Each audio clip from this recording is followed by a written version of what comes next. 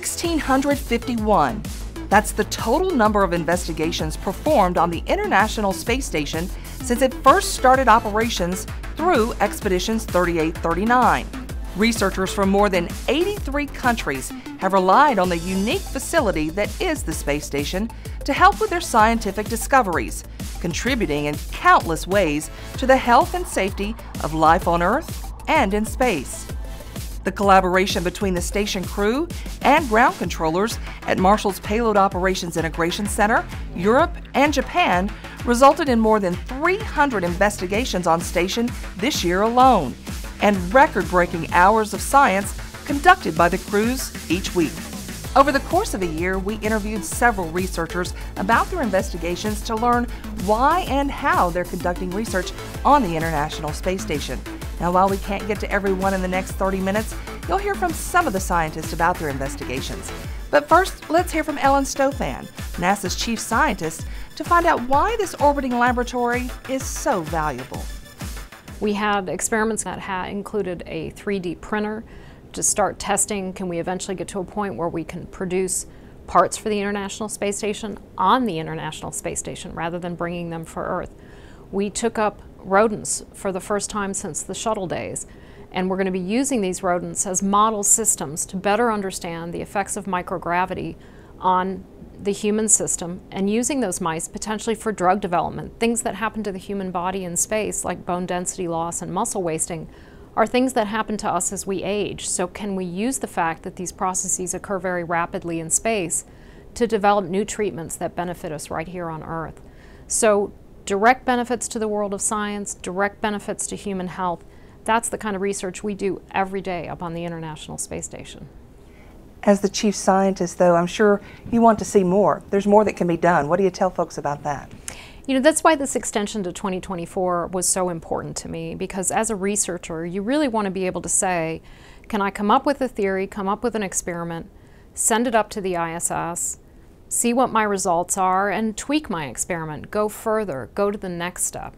And that's what that 10-year extension of the ISS has given us. And so the rodent research I was talking about, we're just beginning. We're going to have rodents, model system, fruit fly experiments going up on the ISS that are really going to help us start addressing questions on how do we send humans on that long journey to Mars, that 8-month journey to Mars, 8 months back, time on the Martian surface. That's a lot of time out of the Earth's protective environment that protects us from space radiation. So we have a lot of research to do on the International Space Station over the next 10 years to really get ready for that journey to Mars, and we're excited about it.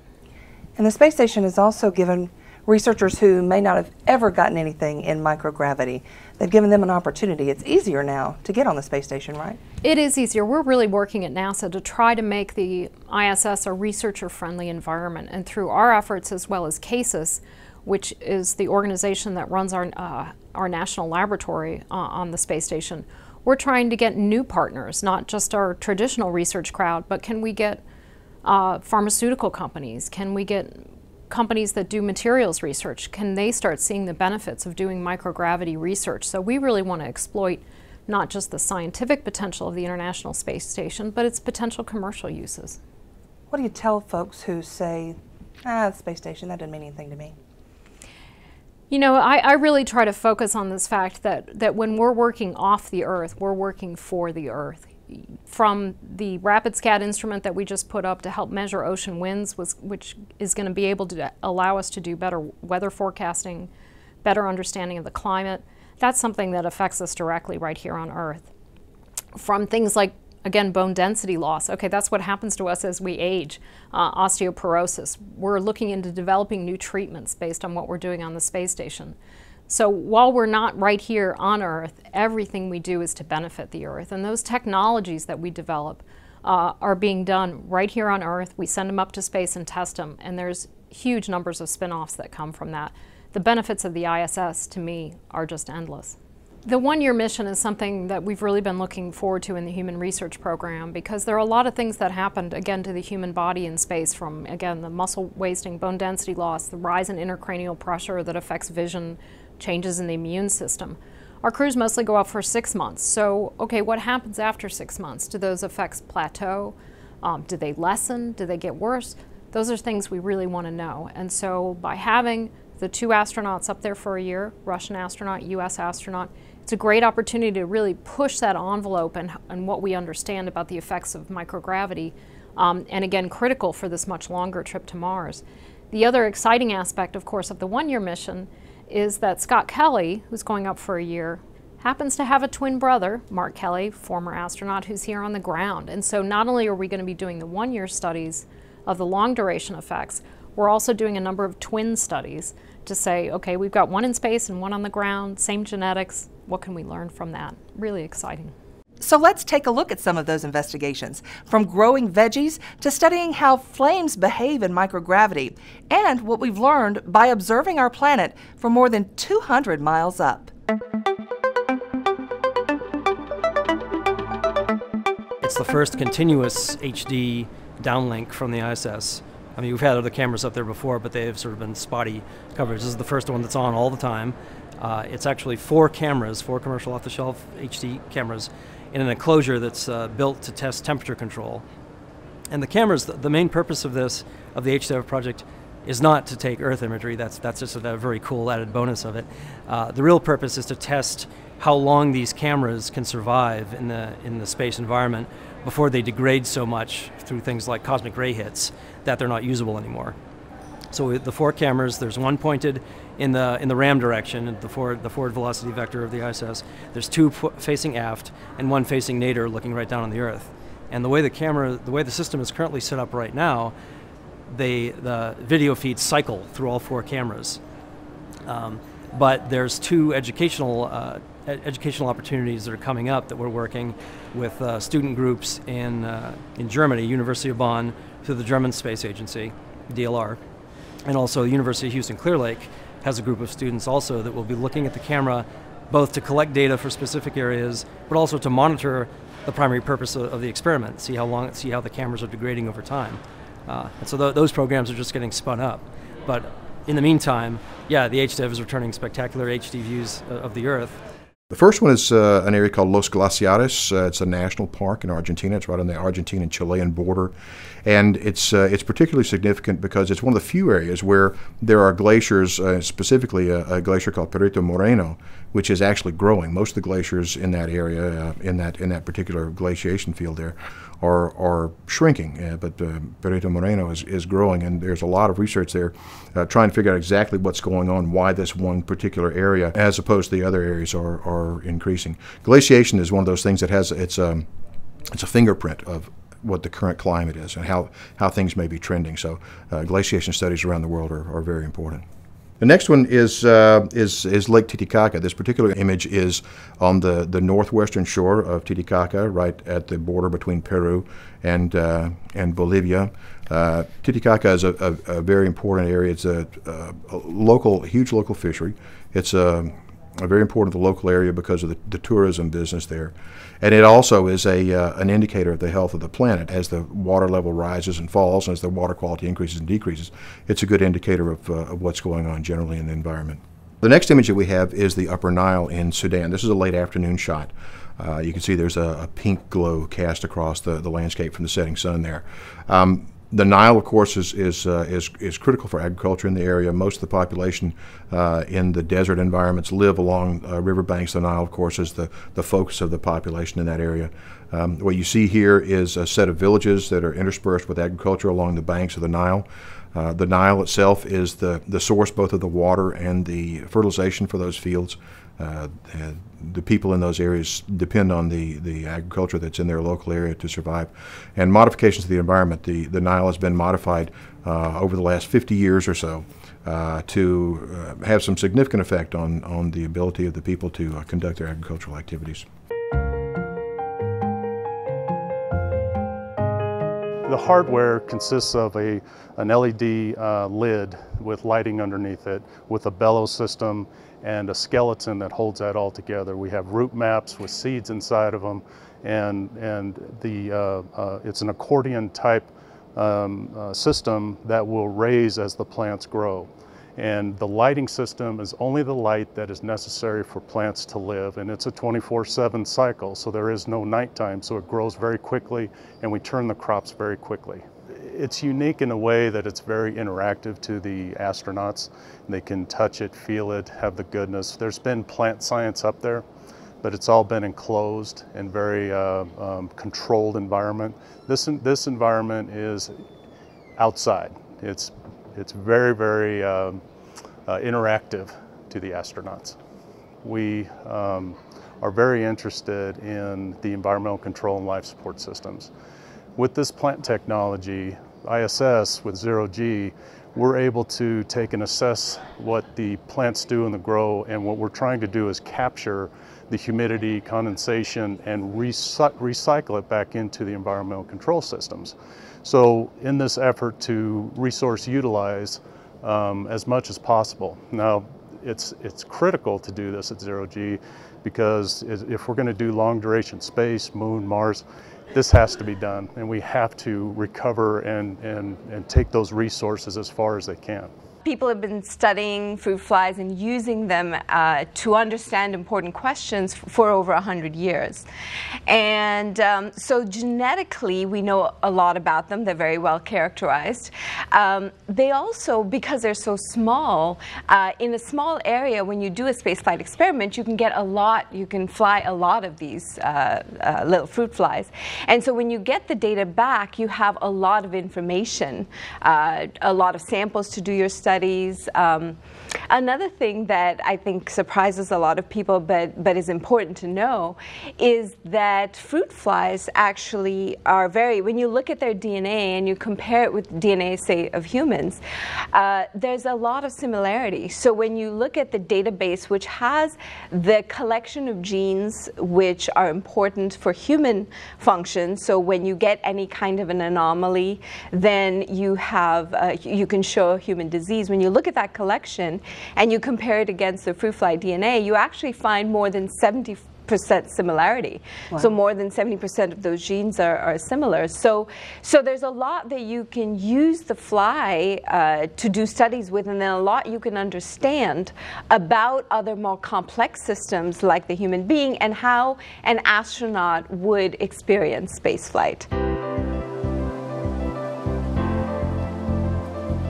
We study the behavior of colloidal samples. What does that mean? Colloid is fluid that has particles in it that we may not see. Everyday products are colloidal, like toothpaste, shaving cream, detergent, milk is even colloid. And the researchers want to find ways to extend the shelf life of some products, and also understand the behavior of the particles inside these products. And probably, for many of them, improve the manufacturing of those products. One of the things that we discovered in the FLEX experiments is the so-called cool flame combustion. What happens there is the hot flame goes out, and then the droplet continues to burn at a very vigorous rate, but without any visible flame. So this has got practical applications in the form of using liquid fuels in an efficient and a clean way. And the space applications for this is also very critical, because from the point of view of fire safety. So if you have a firefighting strategy in a microgravity environment or a spacecraft environment, so if you think once the hot flame is gone, then you can't think that the fire is extinguished. What is happening, it's almost like smoldering combustion on Earth. Like if you put a piece of log in the fireplace and the flame goes out, but it can still smolder and produce toxic gases. Just like that, this is the first time anybody has observed this. Hot flame goes out and there is no visible flame, and still the liquid fuel continues to burn, partially oxidizing this fuel, spewing out, combustible mixtures. So it is very important to know that. So that in principle, at least we have demonstrated that after hot flame, the cool flame can be a fire hazard, because it can reignite and then bring back the hot flame. I never tire of those amazing images. But that's not all that happened on Space Station this year. There were laser beams, 3D printing, and even a bedtime story from space. And let's not forget those ever-important human research investigations.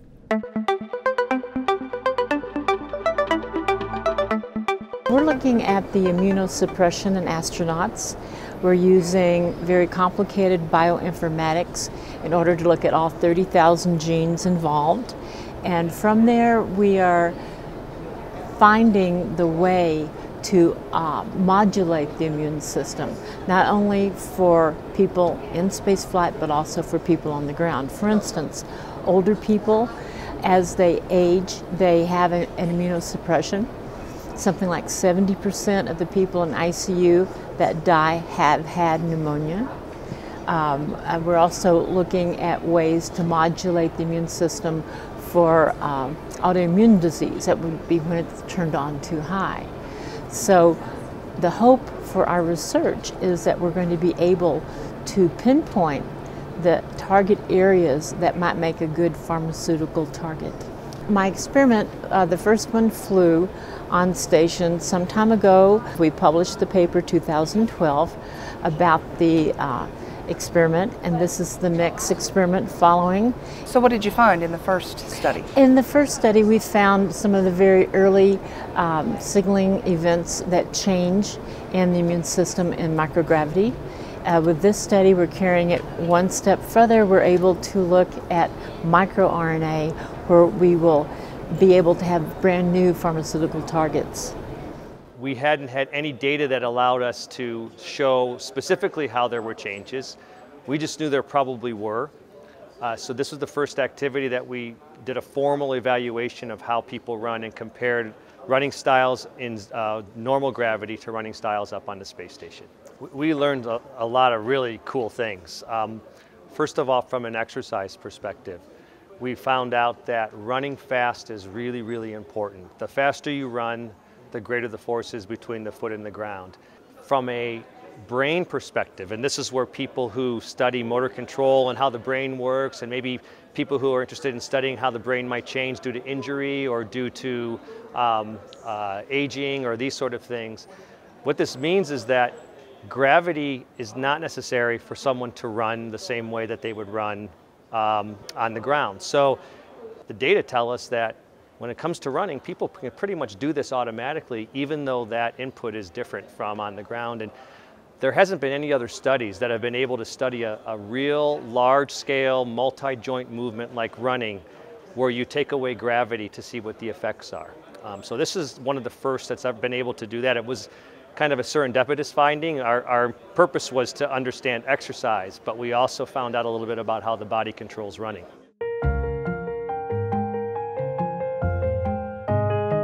The printer has two windows, and we're placing the MSG cameras very closely to those windows so we can monitor the actual extrusion process. As the prints and the layers are being deposited, we'll be able to see that in detail. The real objective of this first phase of the technology demonstration is just to verify that the process works in microgravity the same way it does on the ground. NASA and Made in Space have flown parabolic flights and tested this, but you only get the short spurts of microgravity.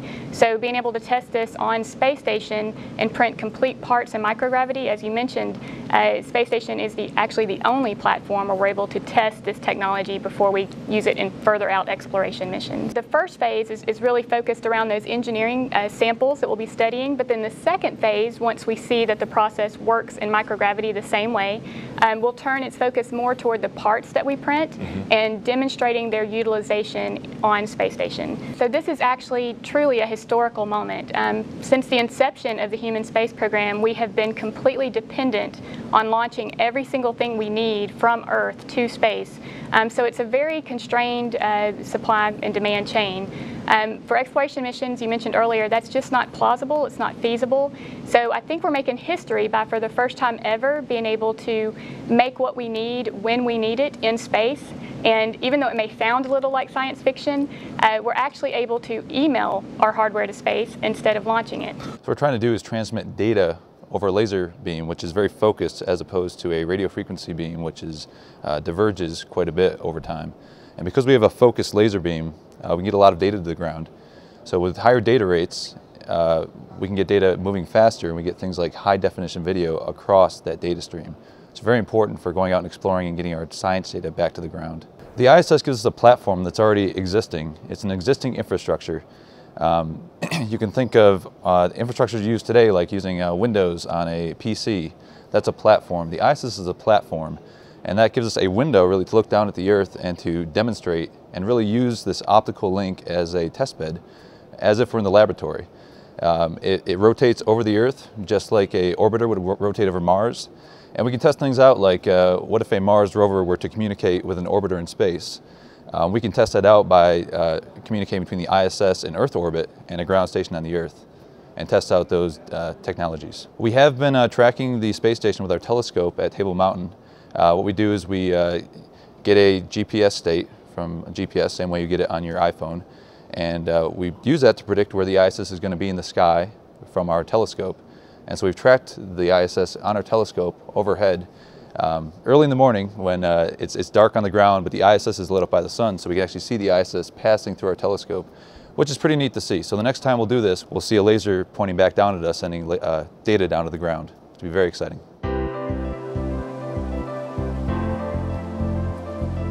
We have right now 13 schools that participated last year, flew on the zero gravity plane out of Ellington Field, and of them, one school was selected this year and 2 in previous years to go to the International Space Station.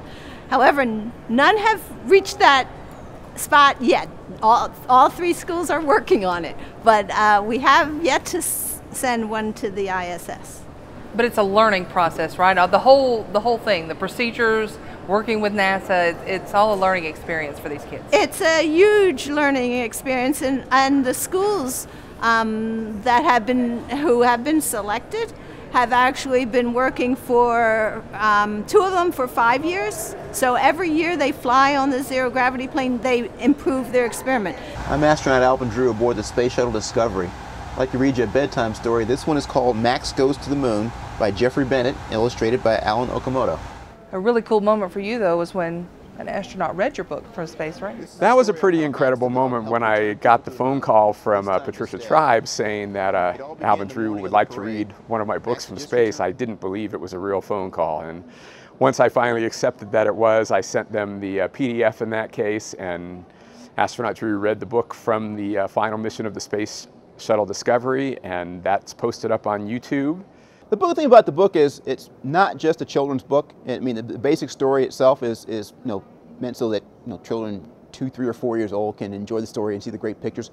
But on the side there are these things called Big Kid Science, where they go into all the actual physics and things like that. So if you're like me, when I used to have my favorite kids books I grew up with, but you're 12 or 13, you don't want to pull those books back off the shelf because even though you might still like the pictures and everything like that. So now you've got an excuse to pull the book off the shelf and go, I'm reading up on the science here, Ma. That's why I've got the book back off. So even now it's got good science in it, and I like pulling it down off the shelf and pretending that I'm getting science out of it too. Hi, I'm NASA astronaut Mike Hopkins on board the International Space Station, and it's one of my favorite times. It's story time from space. Hi, I am JAXA astronaut Koichi Wakata. Welcome to Story Time from Space. Well, after astronaut Drew read Max Goes to the Moon from the Discovery, that was sort of a pilot project, and Patricia Tribe went out with the demo tape and polled a lot of teachers and looked into it, and people were really excited about the idea, and then CASIS got excited about the idea as well, and they decided they would take all 5 of my children's books up to the station to be read from the cupola up there. So it's the 4 Max books and a 5th one I have called The Wizard Who Saved the World, which also has a little bit of space in it. Oh, I love that. Now let's hear from NASA's Associate Administrator for Human Exploration and Operations, William Gerstenmaier, about what's to come on the International Space Station. One of the crews carried a little, on their lapel pins or badges, they said off the Earth for the Earth. And I think that's what really station is doing. The work we're doing in space, its ultimate benefit is to us here on the Earth. So, from the areas of the colloidals that we talked about earlier, and then some of the combustion research, all these things have very exciting applications to folks here every day on Earth. we're looking into the future as well. I mean, we hope a lot more years on space station. So what does that look like to you?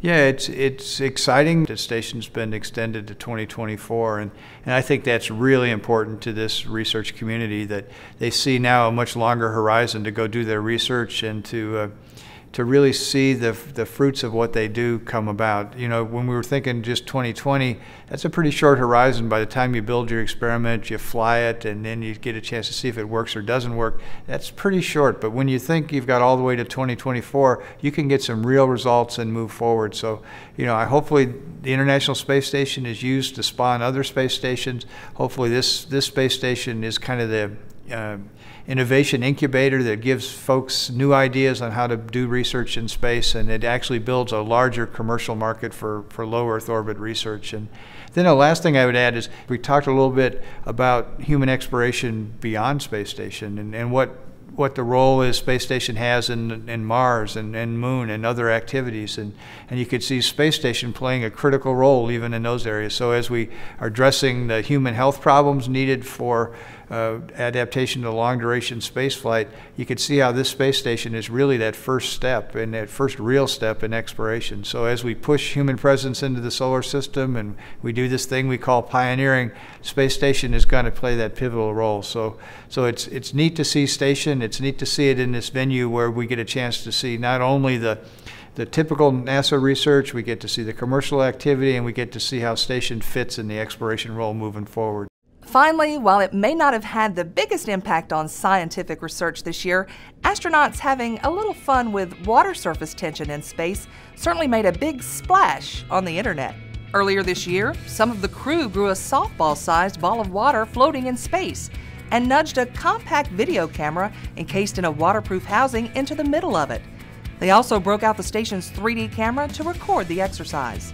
When they sent the images back home, our television crew edited the footage and posted both a 3D version and a regular version to the agency's YouTube channel. In a little over 2 months, this video received more than 2 million views. By the way, that 3D video camera on station is part of a legitimate scientific investigation run here at the Marshall Center, studying why a 3D video camera in orbit does not degrade as fast as a traditional video camera. Right now, regular cameras are replaced every 8 to 12 months due to the high number of hot or burned out pixels, those little white dots you see in some footage from station. A 3D camera has virtually 0 burned out pixels, meaning it can be used a lot longer and save on the cost of sending up replacement cameras. The team here, led by Rodney Grubbs, is looking into the phenomenon and at the same time helping bring back some incredible images of our astronauts living and working in space. And that'll do it for our look back at the year in research on the International Space Station. Be sure to visit nasa.gov/station and follow us on social media to learn more about these and other investigations as we continue to work off the Earth for the Earth.